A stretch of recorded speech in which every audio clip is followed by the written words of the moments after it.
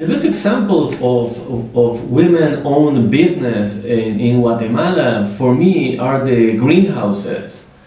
Basically, the greenhouses that CWS supports are small projects that done by a group of women, 3, 4, 5, 6, 7 women that come together to set up a greenhouse where they will grow vegetables, which in part they will consume at home, in part they will give to neighbors, in part they will sell to neighbors and local market.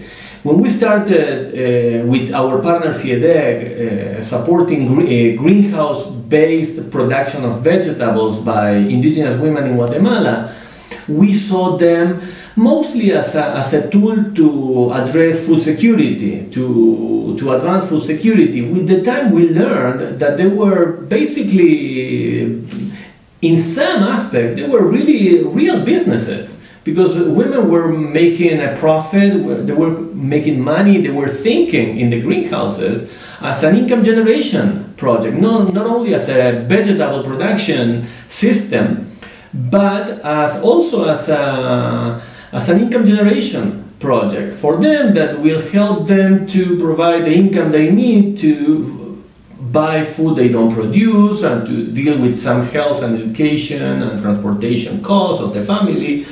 So with the time we learned that greenhouses were not just a food production enterprise, but an income generation enterprise. And the Guatemalan women probably learned it before than we did.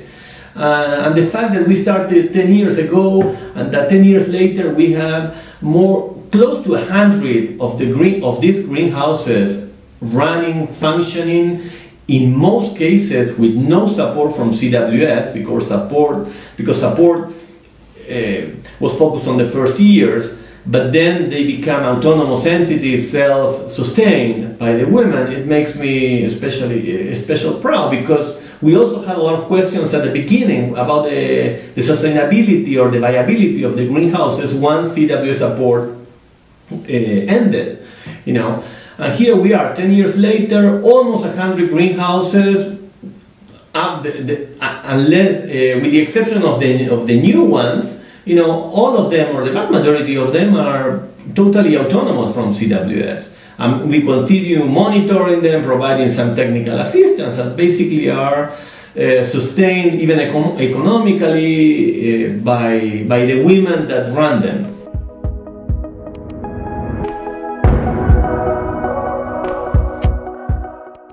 In all its programs and projects in Latin America, CWS works with local organizations we call partners. Normally, sometimes they are faith-based or secular, civil society organizations, but they're always national entities, national non-profit agencies that CWS partners for specific projects or programs. And on top of that, we develop a long-term relationship. In the case of Guatemala, our long-standing partner is the Conference of Evangelical Churches of Guatemala, also called CIEDEG, with whom we implement food security programs for a number of years now.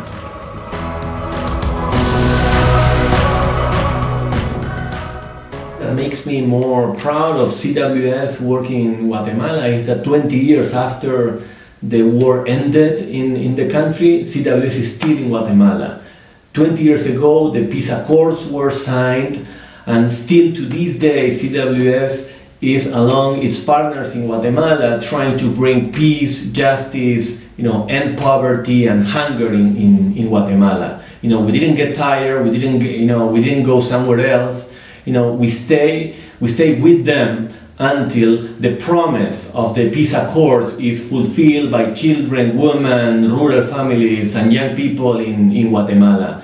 So, maybe the key word is perseverance, persistence, determination. I think that's a characteristic of CWS work in Central America in general and in Guatemala in particular. Many agencies have left Guatemala, to go somewhere else because they consider that the job was done, but many Guatemalans think that the job is not done. And the fact that CWS is still with them, it makes me proud.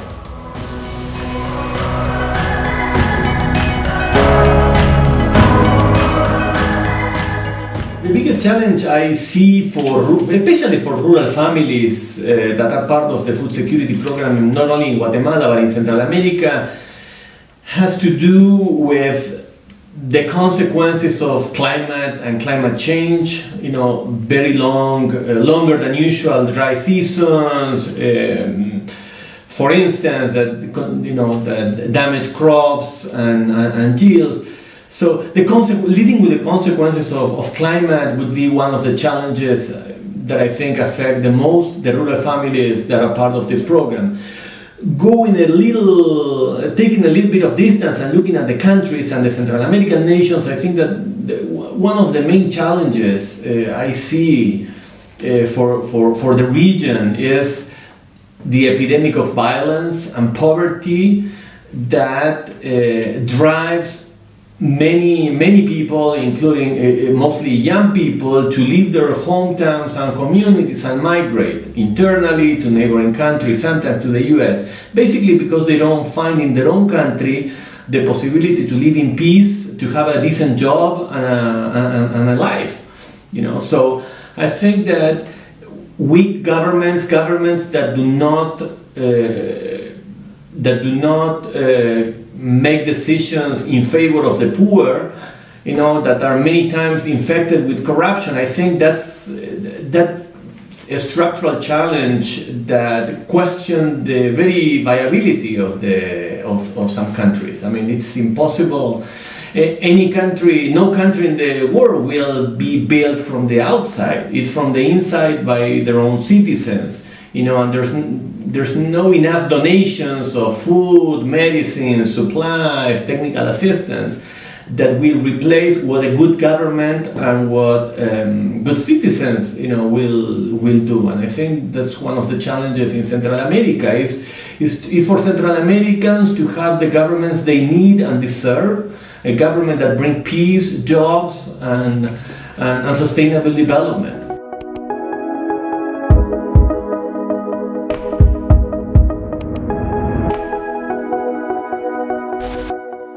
One of the things CWS has always promoted that I found they had a profound impact on those who participated are the farmer-to-farmer exchanges. For many years, CWS has supported opportunities for men and women farmers from one region of Guatemala to the other, or even from one country in Central America to the other, from Guatemala to Honduras, for instance, or from Nicaragua to Honduras, to travel to know each other and exchange experiences.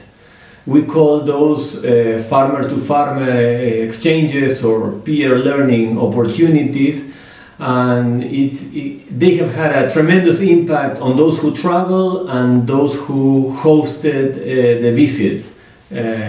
the visitors, because it has provided an opportunity for participants to learn how farmers in other places deal with farming techniques, with water issues, with community organizing aspects, and to take ideas back home and to modify those ideas to the local context. So it's interesting today to visit with those who have traveled sometimes many years ago and to realize what an impact those visits had upon them and how they apply and adapted what they learned in these exchanges to their own communities and their own lives and their own farms. So I think that's an aspect that I think of CWS programs in Central America that we continue supporting because we have seen the results over the years.